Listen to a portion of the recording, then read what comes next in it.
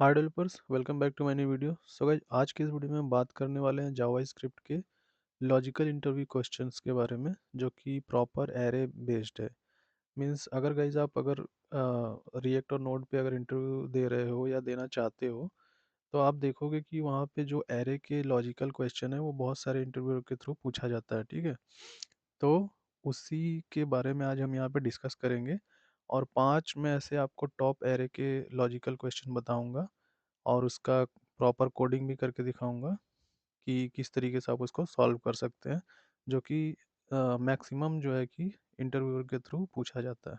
ठीक है, तो स्टार्ट करते हैं सबसे पहले नंबर 5 से, जो कि थोड़ा सा इजी है।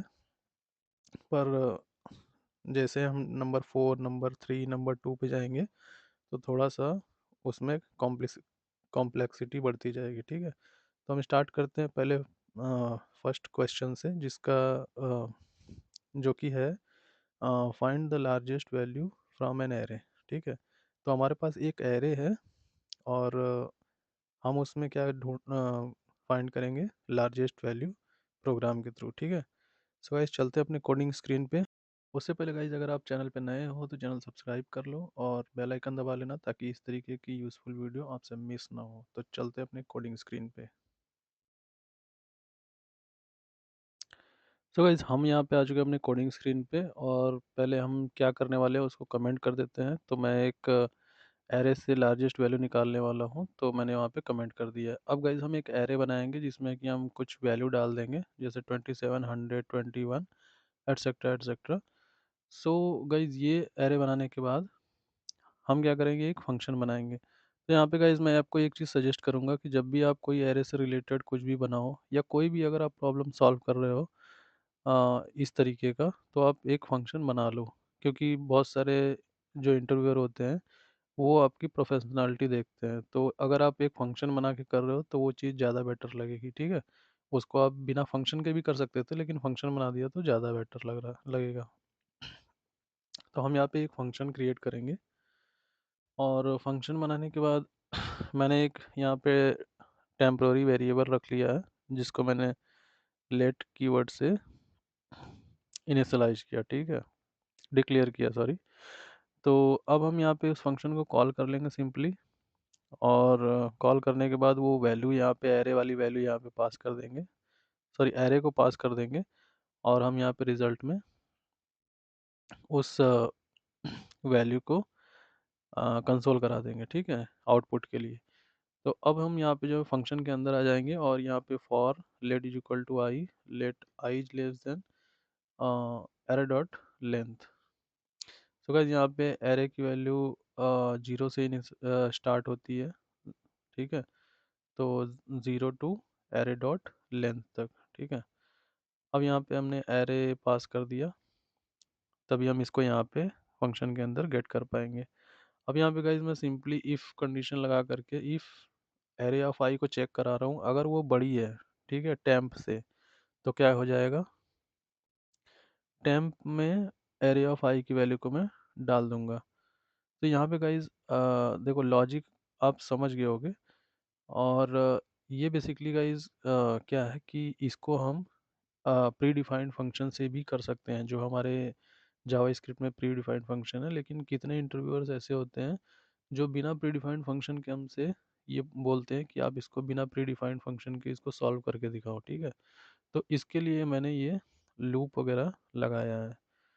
ठीक, तो अब यहाँ पे देखो, लॉजिक ये कह रहा है कि अगर एरे ऑफ आई की वैल्यू ग्रेटर है टेम्प से, तो एरे ऑफ आई मतलब पहले वैल्यू मान लो 27 ले लो, और टेम्प की वैल्यू कितनी है, 0 है। ठीक है, तो ये तो कंडीशन ट्रू हो गया। अब वो नीचे आएगा और एरे ऑफ आई में जो भी है 27 है वो टेम्प में डाल देगा। तो टेम्प की वैल्यू पहले 0 थी, अब कितनी हो गई, 27 हो गई। ठीक, यहाँ तक बात समझ में आ गई। अब क्या करेगा, इसी तरह फिर वो एक जब दोबारा लूप चलेगा दूसरी बार फर्स्ट इंडेक्स के लिए, तो वहाँ पे देखो कि एरे ऑफ आई की वैल्यू कितनी हो जाएगी, 100 हो जाएगी। और टेम्प की वैल्यू पहले कितनी थी, 27 थी। ठीक है, पहले 27 हमने अ, उसमें पुट कराया था। ठीक है, तो अब क्या हो जाएगा, फिर वो लूप इफ़ कंडीशन के अंदर आएगा और एरे ऑफ आई की वैल्यू को फिर टेम्प में डाल देगा। है ना, क्योंकि भाई एरे ऑफ आई तो बड़ा है ना, और ये कंडीशन हमेशा ट्रू हो जा रही है, तो वो नीचे आएगा तो टेम्प में हमेशा बड़ी वैल्यू डाल देगा। तो अब जो है कि टेम्प में 100 हो गया, ठीक है। जब तीसरी बार वो आएगा, अपना तीसरे इंडेक्स के लिए लूप चलाएगा, तो उसको तीसरे इंडेक्स में 21 मिलेगा। और अब देखो कि टेम्प में हमारे पास कितना वैल्यू पड़ा था, 100, है ना, क्योंकि टेम्प में हमेशा जो है वो इंक्रीज, जो हमारा बड़ा वैल्यू है उसको डाल रहा है, ठीक है। तो अब जो है वो एरे ऑफ आई जो है 21 है और टेम्प जो है वो 100 है। तो ये कंडीशन हमारा यहाँ पे हो गया फॉल्स, तो इसके अंदर आएगा ही नहीं। तो हमारा टेम्प में जो बड़ी वैल्यू पड़ी थी 100, वही पड़ी रहेगी, ठीक है, उसको चेंज नहीं करेगा। इसी तरीके से फिर वो 43, 98, 55 और 76 के लिए भी लूप चला चला करके देखेगा कि उस टेम्प की वैल्यू अगर बड़ी होती है तो फिर उस कंडीशन में नहीं आएगा, नहीं तो अगर टेम्प की वैल्यू छोटी है तो उस टेम्प में वो एरे ऑफ आई की वैल्यू डाल देगा, ठीक है।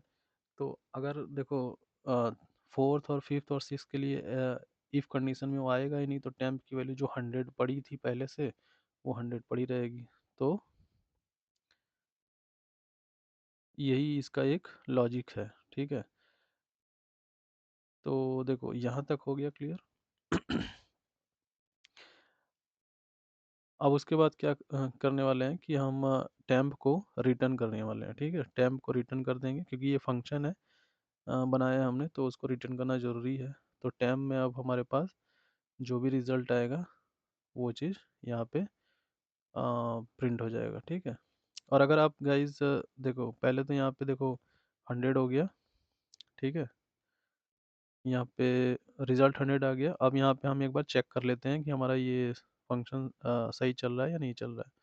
तो अब देखो मैंने यहाँ पे एक और बड़ी वैल्यू ले लिया है, जिस जो कि ये करने पे, रन करने पे हमारा सबसे बड़ी वैल्यू देनी चाहिए। सो गाइस अगर देखो आपको ये वाला जो है कि जो कॉन्सेप्ट है वो समझ में आ गया, तो आप क्या करो कि एक स्मॉलेस्ट वैल्यू निकालने का, इस एरे में से सबसे स्मॉलेस्ट वैल्यू निकालने का एक प्रोग्राम बनाओ, ठीक है। जैसे कि मैंने ये बनाया इंक्रीमेंट, सॉरी, सबसे बड़ी वैल्यू निकालने का। तो चलो एक बार और चेक कर लेते हैं हम लोग कि ये सही है कि नहीं। तो यहाँ पे देखो नोड मेन डॉट जेएस में, अब देखो ये 345 हमारा जो सबसे बड़ी वाली वैल्यू है आ रहा है। इसका मतलब कि हमारा लॉजिक सही चल रहा है, ठीक है। तो सो गाइस अब हम आ चुके हैं अपने क्वेश्चन नंबर 4 पे, जो कि है how to sort an array in ascending order, ठीक है।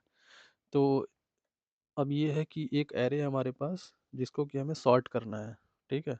सॉर्ट का मतलब छोटा, पहले सबसे छोटा नंबर आएगा, फिर बड़ा नंबर, उससे बड़ा, उससे बड़ा, उससे बड़ा, ठीक है। तो ये एक एरे को सॉर्ट करने का प्रोग्राम हम लोग बनाने वाले हैं। तो चलते हैं अपने कोडिंग स्क्रीन पे और वहाँ पे देखते हैं हम लोग एक प्रोग्राम किस तरीके से क्रिएट कर सकते हैं। तो गाइज यहाँ पे हम आ चुके हैं अपने कोडिंग स्क्रीन पे, और मैंने एरे को पहले से बनाए रखा था क्योंकि उसमें टाइम वेस्ट होता है। तो देखो यहाँ पे मैं एक फंक्शन बनाऊंगा, सेम वही काम करना जो हमने पिछले वाले उसमें कर रखी थी प्रोग्राम में, कि एक फंक्शन बनाना है, उस फंक्शन को कॉल करना है, उसमें एरे पास करना है। ये सारा काम जो है हमारा कॉमन है, ठीक है, सेम है। तो यहाँ तक तो आपको समझने की ज़रूरत नहीं है।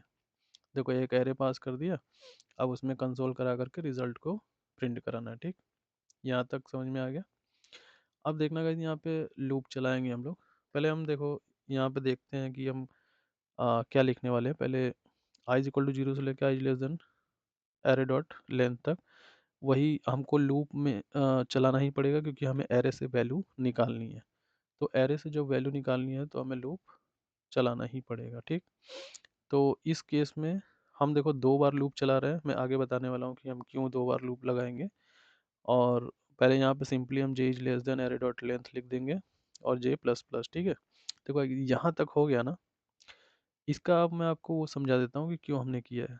देखो आई जो वैल्यू है 0 से लेंथ तक चल रही है, एरे के लेंथ तक चल रही है, वो इसलिए चल रही है क्योंकि हम एक एक इंडेक्स पे हम जाएंगे। जैसे पहले 27 पे जाएंगे, एरे के एक एक इंडेक्स पे, 27 पे, 100 पे, 21 पे, 43 पे, ठीक है।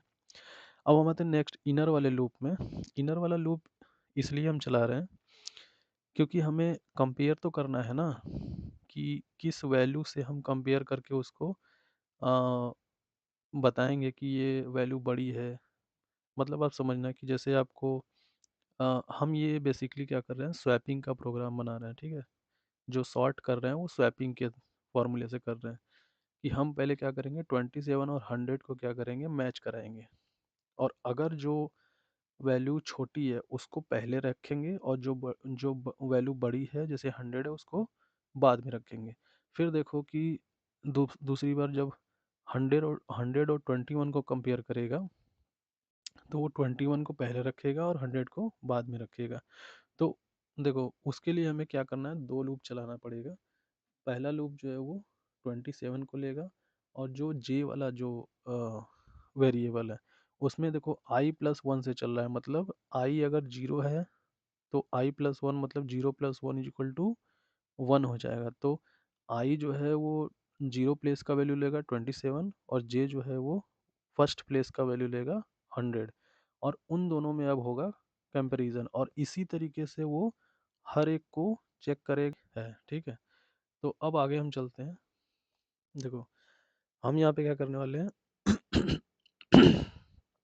मैच कराने वाले हैं, ठीक है। सॉरी, कंपेयर करने वाले हैं बेसिकली, कि एरे ऑफ आई में क्या है और एरे ऑफ जे में क्या है, ठीक है। पहले एक बार देखो मैं यहाँ पे लिखता हूँ, उसके बाद आपको समझाता हूँ कि क्या हो रहा है। देखो लेट एक टेम्प्रोरी वेरिएबल ले लिया हमने, जिसमें कि हम एरे ऑफ आई को डाल देंगे, ठीक। अब एरे ऑफ आई में एरे ऑफ जे की वैल्यू को डाल देंगे, ठीक है। और एरे ऑफ जे में टेम्प की वैल्यू को डाल देंगे, ठीक है। देखो यहाँ तक लिखने के बाद ना, अब मैं आपको समझाता हूँ कि ये हम कर क्या रहे हैं। यहाँ पे देखो एरे ऑफ आई है और एरे ऑफ जी है, उसको कंपेयर कर रहे हैं कि अगर एरे ऑफ आई जो है वो बड़ा है और एरे ऑफ जे से, ठीक है।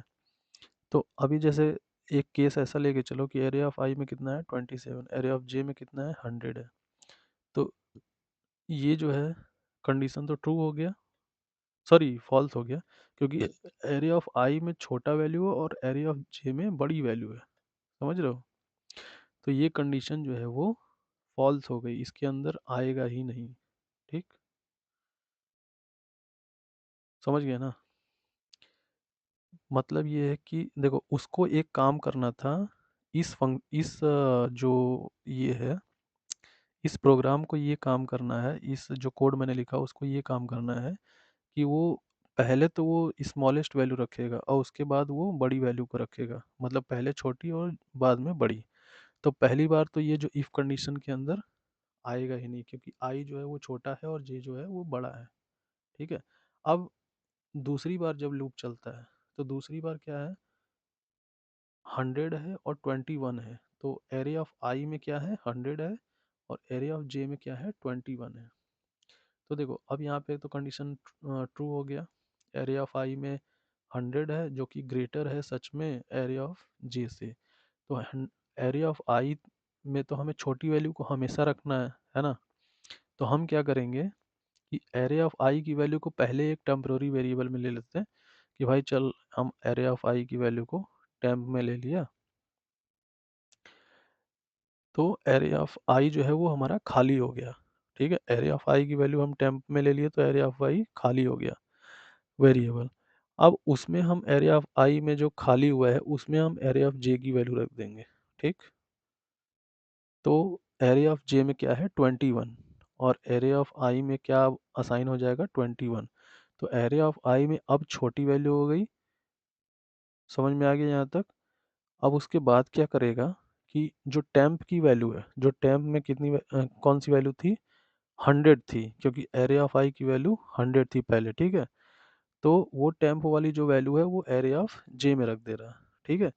ये क्या कर दे रहा है, वैल्यू को स्वैप कर दे रहा है। जैसे 100 और 21 में कंपेयर है, तो 100 को एरे ऑफ आई मानो और 21 को 21 को एरे ऑफ जे मानो, ठीक है। तो हम बस उसी को स्वैप कर दे रहे हैं कि जो एरे ऑफ आई में है वो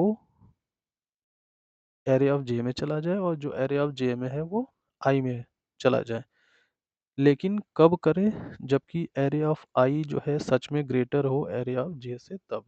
अगर नहीं है तो कोई दिक्कत नहीं है, वो असेंडिंग में ऑलरेडी है। और अगर नहीं है तो ये वाला जो हम अभी मतलब पहले छोटी वैल्यू और उसको बड़ी उसके बाद बड़ी वैल्यू रख दे रहे हैं। तो ये यहाँ पे सिनेरियो चल रहा है और इसी तरीके से अब वो अपना काम अगर करेगा लूप, तो क्या होगा, हमारा सॉर्ट हो जाएगा एरे। ठीक है, तो अब आपको आई थिंक समझ में आ गया होगा कि यहाँ पे मैं क्या बताना चाह रहा हूँ। ठीक है, अब सिंपली क्या करना है हमें कि एरे ऑलरेडी हमारा सॉर्ट हो चुका है इतना लिखने के बाद। अगर हम रिटर्न कराएंगे एरे को तो आई होप कि आपको ये चीज़ समझ में आ गया होगा। और देखो ये एक बार हमने क्या कर लिया, इसको चेक भी कर लिया एक वैल्यू डाल के कि सही चल रहा है या नहीं। ठीक है, तो अगर गाइज आप लोग ये समझ चुके हो तो आप एक डिसेंडिंग ऑर्डर का प्रोग्राम बनाओ जो घटते हुए क्रम में है। सो गाइज नाउ अब हम अपना क्वेश्चन नंबर 3 देखने वाले हैं, जिसमें ये है कि remove duplicate value from an array. ठीक है, कि एक एरे से हम लोग डुप्लीकेट वैल्यू को किस तरीके से रिमूव कर सकते हैं। तो चलते हैं अपनी कोडिंग स्क्रीन पे और वहाँ देखते हैं कि किसको कैसे अचीव कर सकते हैं। सो गाइस हम आ चुके हैं अपनी कोडिंग स्क्रीन पे और यहाँ पे मैंने पहले से एरे बना रखा है जिसमें आप देख सकते हो कुछ वैल्यू जैसे 98, 21 ये सब डुप्लीकेट है। और यहाँ पे गाइस देखो एक मैंने फंक्शन बना रखा है। अब उस फंक्शन में एक मैं पहले तो एक ऑब्जेक्ट क्रिएट करता हूँ, ठीक है, ओबीजे नाम से।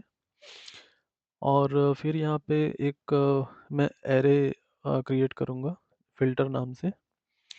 और फिर उसके बाद वही लूप चलाना ही पड़ेगा क्योंकि हमें सारी वैल्यू को गेट करना है वन बाय वन। और फिर उसके बाद हम आगे का लॉजिक लिखेंगे कि हम किस तरीके से रिमूव कर सकते हैं डुप्लीकेट वैल्यू को। तो यहाँ पे गाइस देखो पहले मैं एक बार कोड लिख लेता हूँ, उसके बाद आपको समझाता हूँ कि क्या हो रहा है। ठीक है, तो पहले मैंने ऑब्जेक्ट एरे ऑफ आई लिख लिया और नॉट ऑब्जेक्ट एरे ऑफ आई। और यहाँ पे ऑब्जेक्ट एरे ऑफ आई में एक वैल्यू हम कोई भी वैल्यू वन यहाँ पे दे सकते हैं। और फिर उसके बाद गाइज इतना करने के बाद में फ़िल्टर नाम का जो एरे है उसमें हम इस एरे ऑफ आई की वैल्यू को पुश कर देंगे। ठीक है, तो यहाँ तक आप सिंपली है, कोई वो नहीं है। अब मैं इसको समझाता हूँ आपको कि ये कर क्या रहा है। कि देखो जो नॉट ऑब्जेक्ट एरिया ऑफ आई है, तो जैसे कि आप लूप चल रहा है तो फर्स्ट टाइम जब लूप चलेगा तो एरिया ऑफ आई में क्या आएगा, 27 आएगा। ठीक है, तो आप एक ऑब्जेक्ट का अगर आपको थोड़ा सा भी अगर कॉन्सेप्ट क्लियर है तो आप ये जानते होंगे कि ऑब्जेक्ट में कोई भी अगर की उसको नहीं मिलता है तो वो क्या दे देता है, अनडिफाइंड दे देता है। और अगर उसको कोई भी की मिल जाता है तो वो क्या देता है, उस की वैल्यू दे देता है। ठीक है, तो यहाँ पे देखो जैसे कि मैंने ऑब्जेक्ट में एरे ऑफ आई को रख रखा है तो वो क्या देगा, एरे ऑफ आई तो उसको मिलेगा नहीं। एरे ऑफ आई में 27 है और ऑब्जेक्ट एरे ऑफ आई उसको 27 वो की उसको मिलेगा ही नहीं। तो उस केस में क्या नहीं मिलेगा तो क्या देगा वो, अनडिफाइंड देगा। तो नॉट अनडिफाइंड का मतलब क्या होता है, ट्रू होता है। ठीक है, आप जाके एक बार देख लेना कि नॉट अनडिफाइंड ट्रू ही होता है। ठीक है, तो जब वो ट्रू मिल जाएगा तो इसका मतलब इफ़ कंडीशन हमारा ट्रू हो गया। अब वो उसके अंदर आ जाएगा। ठीक है, तो जब वो उसके अंदर आ जाएगा तो हम एक simply array of object of I में उसकी वैल्यू को असाइन कर दे रहे हैं। देखो यहाँ पे जो लाइन नंबर 9 का कोड है वो इतना काम कर रहा है कि object array of I, array of I में क्या है, 27 है ना, तो वो उसको ऑब्जेक्ट का की बना दे रहा है। ठीक है, जैसे एक ऑब्जेक्ट में कोई की होता है तो उसको 27 को उसने की बना दिया और उसका जो वैल्यू उसने असाइन कर दिया वो क्या कर दिया, 1 कर दिया। ठीक है, तो सिंपली उसने इतना काम कर दिया। अब वो फिल्टर डॉट पुश में उस एरिया ऑफ आई की वैल्यू को जो 27 है उसको यहाँ पे रख रहा है। तो अब आप समझ गए होंगे कि पहला तो जो वैल्यू चलेगा मीन्स जो 27 आएगा वो फिल्टर में पुश हो जाएगा, ठीक है। अब बात करते हैं हम 98 की। तो देखो फर्स्ट टाइम में जब 98 लेकर के आएगा तो भी उसके लिए भी वो वही काम करेगा कि ऑब्जेक्ट ऑफ 29 अनडिफाइंड होगा और वो नॉट अनडिफाइंड को ट्रू बताएगा और वो नीचे आकर के उसमें पुश कर देगा, ठीक है, फिल्टर में। यहाँ तक आपको आई थिंक ये कॉन्सेप्ट क्लियर हो गया। अब जब देखो दोबारा वो 98 वाले इंडेक्स पे जाएगा तो उस केस में क्या होगा, ठीक है। जब लूप चलेगा और वो 98 वाले इंडेक्स पे आ जाएगा दोबारा, ठीक है। फर्स्ट 98 तो चल चुका है, दोबारा जब वो 98 पे आएगा तब क्या होगा कि देखो ऑब्जेक्ट ऑफ 29 जो वो अ, लेकर के 29 नहीं 98, ठीक है। सेकेंड टाइम में उसको क्या करेगा, वो की मिल जाएगा, ठीक है, क्योंकि 98 तो ऑलरेडी उसमें उसने पहले असाइन कर रखा है। तो जब 98 उसको मिल जाएगा तो वो वहाँ पे क्या दे देगा, 1 दे देगा। इफ़ कंडीशन में जो ऑब्जेक्ट एरिया ऑफ आई है, एरिया ऑफ आई में तो 98 है और ऑब्जेक्ट एरिया ऑफ आई में 98 उसको मिल जाएगा तो वो क्या दे देगा, 1 दे देगा। अब नॉट 1 या 1 को हम क्या बोलते हैं, ट्रू भी बोलते हैं, ठीक है। अब नॉट 1 का मतलब है, नॉट ट्रू का मतलब क्या है, फॉल्स, कि दोबारा वो इस वाले इफ कंडीशन में आएगा ही नहीं। जैसे ही इफ कंडीशन फॉल्स हुआ वो नीचे चला जाएगा, मतलब इस वाले कंडीशन में नहीं आएगा। समझ रहे हो। तो यही जो कॉन्सेप्ट है वो बार बार लागू होगा। जैसे मान के चलो उसको तीसरी बार 98 कहीं मिल गया, फिर वो ऑब्जेक्ट में ऑलरेडी उसका की पड़ा हुआ है तो फिर वो 1 रिटर्न करेगा और नॉट 1 का मतलब ट्रू और नॉट ट्रू का मतलब फॉल्स, मतलब इस कंडीशन में वो आएगा ही नहीं। तो वो सिंपली कि एक एक वैल्यू को वो फिल्टर डॉट पुश में डालता जाएगा, ठीक है, मतलब फिल्टर में पुश करता जाएगा। तो इसी कॉन्सेप्ट पे ये जो है हम डुप्लीकेशन को रिमूव कर रहे हैं। तो आई होप कि आपको समझ में आ गया होगा। नहीं तो आपको एक बार ऑब्जेक्ट का जो कॉन्सेप्ट है वो पढ़ना पड़ेगा। अगर आपको ऑब्जेक्ट क्लियर है तो आप समझ गए होंगे कि मैं क्या कहना चाह रहा हूँ, ठीक है। अब यहाँ पे देखो सिंपली मैं रिटर्न करने वाला हूँ फिल्टर को, क्योंकि फिल्टर में सारी वैल्यू इसने पुश कर दिया है। अब node main dot G S में देखो 27 98 21 और 43 मतलब सारे इसने जो डुप्लीकेट वैल्यू थे वो रिमूव कर दिया, ठीक है। तो क्वेश्चन नंबर 2 पे जो कि है count the number of repetition value from an array. तो मतलब कि हमें एक एरे से जो रिपीटेड वैल्यू है, जैसे मान लो एक एरे है उसमें हमें 3 बार 35 दिया है, 4 बार कुछ और दिया है, उसी वैल्यू को हमें काउंट करना है कि कितनी बार हमारा 35 है, कितनी बार 25 है, ये चीज़ को काउंट करना है, ठीक है। तो चलते हैं अपने कोडिंग स्क्रीन पे। सो गाइस यहाँ पे आप देखोगे कि count the number of repetition मैंने वो लिख रखा है और जो भी रिपीटेड काम है उसको मैं ऑलरेडी कर रखा हूँ। यहाँ पे देखो एरे में हमारे पास 25 रिपीटेड है, 3 बार है। 20 जो है वो 2 बार है और 46 एक बार, और इसी तरीके से जो भी है 32 भी रिपीटेड है, ठीक है। तो ये तो आप समझ ही रहे होंगे, ठीक है। अब देखते हैं नेक्स्ट वाला कि मैंने एक देखो ऑब्जेक्ट ले लिया काउंट नाम से। सेम वही जो पिछला वाले में हम लोग किए थे ना गाइज, इसमें भी सेम वही फॉर्मूला अप्लाई होगा कि हम उस एरे की वैल्यू को इस ऑब्जेक्ट का की बना देंगे, ठीक है। तो वो ऑलरेडी क्या करेगा उसको यहाँ पे नॉट लगाना भूल गया हूँ गाइज मैं, तो आप एक बार ध्यान देना कि अगर कॉन्स्ट वाले ऑब्जेक्ट में उसको की मिल गया तो नहीं मिला तो वो अनडिफाइंड रिटर्न करेगा, अदरवाइज वो रिटर्न करेगा लाइक। जैसा कि मैंने आपको पिछले भी बताया था कि अगर उसको दोबारा वो चीज़ मिलता है तो वो 1 देता है, ठीक है, और अगर नहीं मिलेगा तो वो अनडिफाइंड देगा। मतलब वो की अगर उसको नहीं मिलेगा तो वो अनडिफाइंड देगा, ठीक है। जस्ट लाइक एग्जांपल के लिए आप देखो एक एरे में एक ऑब्जेक्ट मैंने 25 और 0 ले रखा है। अब यहाँ से मैं इस चीज़ को रिटर्न करा देता हूँ काउंट को, क्योंकि काउंट को ही हमें वहाँ पे ये करना है। अब देखो हमारे पास क्या आ रहा है, अनडिफाइंड अनडिफाइंड अनडिफाइंड आ रहा है ना, क्योंकि क्या हो रहा है ना, हर बार वो लूप चल रहा है। मैंने बताया था ना आपको, काउंट एरिया ऑफ आई में, क्योंकि फर्स्ट टाइम तो वो वैल्यू उसको मिलेगी ही नहीं ना, तो अनडिफाइंड ही आएगा, जाहिर सी बात है। जैसे मान लो एक लूप चल रहा है, उसमें जीरो प्लेस पे कोई एक वैल्यू है, अब उसको हम काउंट के अंदर उसमें उस वेरिएबल में उसको देखना चाह रहे हैं कि है या नहीं। यहाँ पे हमने क्या किया है, इफ कंडीशन लगा के चेक नहीं कर रहे हैं, हम उसकी वैल्यू को प्रिंट करा रहे हैं, तो उसकी वैल्यू तो मिलेगा ही नहीं ना उस की पे, तो इसलिए वो अनडिफाइंड देगा। देखो सारी वैल्यू जो है वो अनडिफाइंड होगी, अगर आप समझ रहे होंगे तो। और फिर देखो यहाँ पे क्या करना है कि अगर मैं यहाँ पे 1 दे देता हूँ, तो अब देखो क्या होगा कि सिंपली देखो यहाँ पे नीचे आएंगे, देखो 20 25 32 40, सारे इसने वैल्यू को क्या कर दिया, जो रिपीटेड वैल्यू थी उसको हटा दिया, और सब में एक एक में 1 भर दिया। अब इसी बात का फ़ायदा उठा करके हमें क्या करना है, जो ये देखो जो लेफ्ट साइड में है काउंट एरिया ऑफ आई, वो क्या है, की है, और जो राइट साइड में हम लिख रहे हैं वो क्या कर रहे हैं, उसकी वैल्यू को फिल कर रहे हैं। तो देखो फर्स्ट टाइम में काउंट एरिया ऑफ आई की वैल्यू जो है वो अनडिफाइंड आएगी, ठीक है। तो अनडिफाइंड आएगी तो हम यहाँ पे उसको जीरो देंगे, समझ रहे हो आप।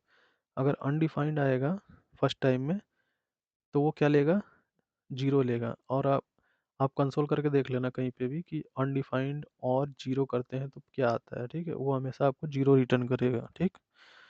तो जीरो प्लस वन कितना हो जाता है, फर्स्ट टाइम में 1 हो जाएगा। तो पहली बार जब उसको मान लो 25 मिला, तो वो हम तो यहाँ पे की सेट कर ही चुके हैं लेफ्ट साइड में, काउंट एरिया ऑफ आई, ठीक है।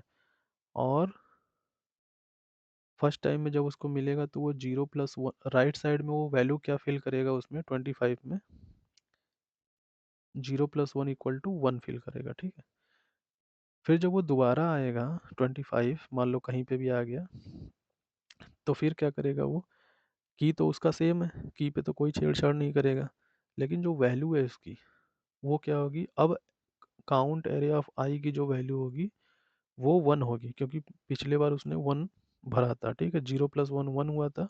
अब इस बार जो है 1 हो जाएगा, काउंट एरिया ऑफ आई की वैल्यू जो राइट साइड में है, और जीरो, ठीक है। तो 1 और जीरो कितना होता है, 1 होता है, ये भी आप देख लेना, ठीक है।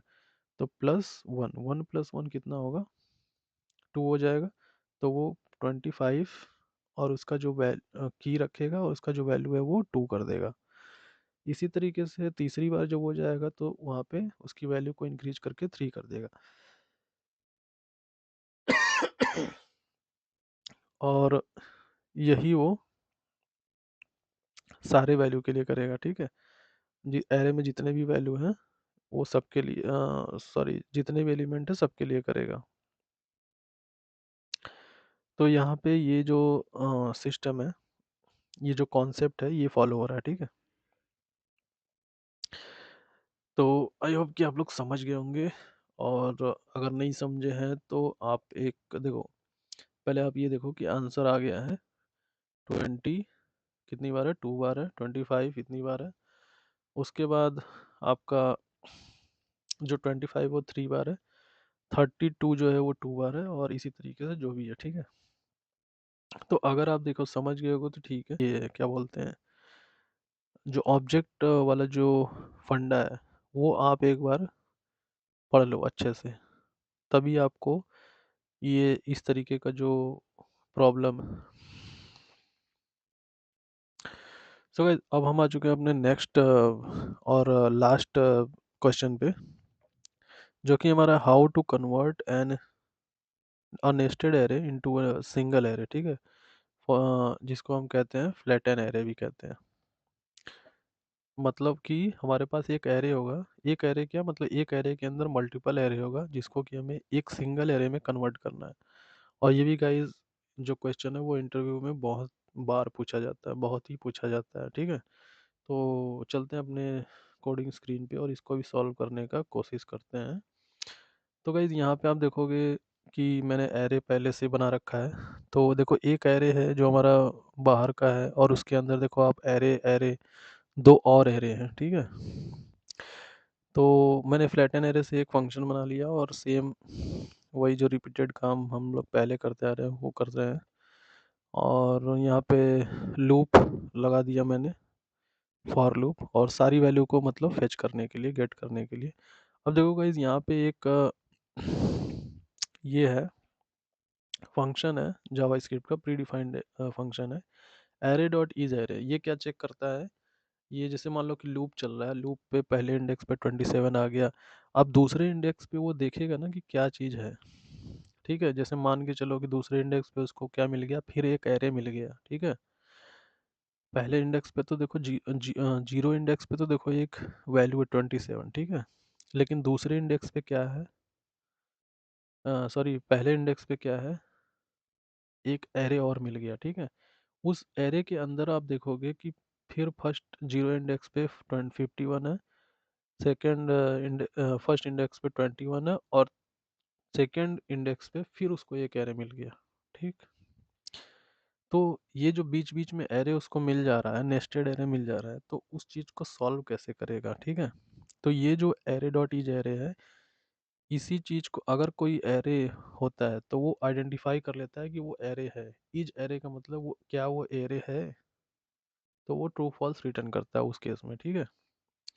अब देखो यहाँ पे ये क्या है, प्री डिफाइंड फंक्शन है। तो अगर इंटरव्यू आपसे बोलता है कि आपको बिना प्री डिफाइंड फंक्शन के करना है ना? क्योंकि इस पूरे सिनेरियो को भी हम प्री डिफाइंड एरे से फंक्शन से कर सकते थे, लेकिन यहाँ पे मैं छोटा सा एक pre defined array function sorry लगा रहा हूँ। लेकिन आपको अगर इसको यूज़ नहीं करना होगा तो आप एक और तरीका होता है जिससे कि आप जान सकते हैं कि वो एरे में है या नहीं है, वो चीज़ है ना, वो वेरिएबल। तो उसको जो है कि आप यहाँ पे अप्लाई कर सकते हो, ठीक है? एरे का लेंथ निकाल लो, अगर लेंथ मिल जाता है आपको तो वो एरे में है, नहीं मिलता है तो वो एरे में नहीं है। इस तरीके से भी आप कर सकते हो, ठीक है? तो आगे चलते हैं, उसका बहुत सारा तरीका है। और ठीक है, इससे हम एक बार देख लेते हैं। तो यहाँ पे देखो मैंने चेक कर लिया कि वो जो इंडेक्स है वो हमारा एरे है या नहीं है। देखो अगर रिटर्न कर, ये क्या रिटर्न करेगा, ट्रू या फॉल्स रिटर्न करेगा। अगर वो है तो ट्रू करेगा, और अगर नहीं है तो वो फॉल्स रिटर्न करेगा। देखो अब यहाँ पे क्या है कि अगर वो एरे है तो हम उसी फंक्शन को दोबारा कॉल कर देंगे, ठीक है? अब जैसे कि, अच्छा रुको एक बार पहले ये कोड हो जाने दो, उसके बाद मैं आपको समझाता हूँ, ठीक है? देखो नहीं अगर है, ठीक है, तो हम एक नया एरे बनाएंगे, और उसमें क्या करेंगे, हम वैल्यू को पुश करते रहेंगे, ठीक है? तो यहाँ पे देखो फंडा ये है कि अगर किसी इंडेक्स पे उसको एरे मिल जाता है तो वो क्या करेगा, दोबारा से उसी एरे को कॉल कर लेगा, सॉरी उसी फंक्शन को कॉल कर लेगा, ठीक है, फ्लैटन एरे को। फिर फ्लैटन एरे में जो ये आपका जा रहा है पैरामीटर, वो भी एक एरे ही होगा, क्योंकि एरे ही उसको मिला है नीचे में, ठीक है? तो वो एरे ही पास करेगा, तो एरे ही वहाँ पे फिर आएगा। फिर वो लूप चला करके फिर देखेगा कि क्या वो एरे है। अगर एरे है तब तो वो फिर से उसी फंक्शन को कॉल कर देगा। और अगर नहीं है तो क्या करेगा, एरे ऑफ आई की वैल्यू को, जैसे मान के चलो कि पहले वो 27 के केस में आया, ठीक है? 27 के केस में उसको एरे नहीं मिला, तो वो नीचे वाले में आएगा इल्स वाले केस में, और न्यू एरे डॉट पुश में उस वैल्यू को 27 को पुश कर देगा। अब दूसरे इंडेक्स पे जब वो जाएगा, मतलब उसके आगे वाले इंडेक्स पे, तो उसको देखो एक एरे मिल जाएगा जो कि 51 वाला जो एरे है वो वाला। तो वो उस फंक्शन को दोबारा कॉल कर देगा। अब वो उस एरे में जब जाएगा, उस फंक्शन को जब कॉल करेगा तो ये 51 से लेकर के 22 तक जो एरे है उसको ले करके जाएगा, ठीक है, एज अ आर्ग्यूमेंट पास करके। तो फिर वो नीचे आएगा तो फिर उसके लिए लूप चलेगा, तो 51 को वो जब जीरो प्लेस पे 51, फिर वन प्लेस पे 21, तो वो क्या करेगा, देखेगा कि फिर उसको एरे है तो इफ़ कंडीशन जो है उस टाइम पे नहीं चलेगा। दूसरी बार, ठीक है, तो 51 को वो नए एरे में पुश कर देगा, फिर 21 को फिर नए एरे में पुश कर देगा, ठीक है। फिर जब देखेगा कि 43 और 16 के लिए कि यहाँ पे इस वाले इंडेक्स पे एक और एरे मिल गया उसको, फिर वो वही काम करेगा, एक कि उसी फंक्शन को दोबारा कर देगा। तो मतलब सिंपल है गाइस कि जब भी उसको एक एरे मिल रहा है किसी इंडेक्स पे, तो वो उस फंक्शन को कॉल कर दे रहा है और उसको लूप चला करके उसकी वैल्यू को निकाल ले रहा है सिंपली, ठीक है। और अगर नहीं मिल रहा है तो वो सिंपल एक नए एरे में उसको पुश कर दे रहा है उसकी वैल्यू को। यहाँ तक आई होप कि आपको समझ में आ गया होगा। तो अब हम क्या करने वाले हैं, रिटर्न करने वाले हैं न्यू एरे को, क्योंकि ये फंक्शन है तो रिटर्न करना ज़रूरी है। और रिटर्न करने के बाद हम अपनी फाइल को क्या करेंगे, रन करेंगे। उसके बाद हम यहाँ पे आउटपुट देखते हैं। देखो 27, 51, 21, 43 एज इट इज़ सब कुछ आया हुआ है, लेकिन इस बार वो एरे में अंदर इसके कोई एरे नहीं है, वो सिंगल एरे में सारी वैल्यू को प्रिंट किया हुआ है, ठीक है। तो हाँ, सो गाइज अगर वीडियो आपको अच्छी लगी हो तो प्लीज़ उसको लाइक कर देना, और चैनल पे नए हो तो सब्सक्राइब कर लेना, ताकि इस तरीके का जो वीडियो है या इस तरीके का जो अपडेट है वो आपसे मिस ना हो पाए, ठीक है। So thank you so much for watching this video, मिलते हैं नेक्स्ट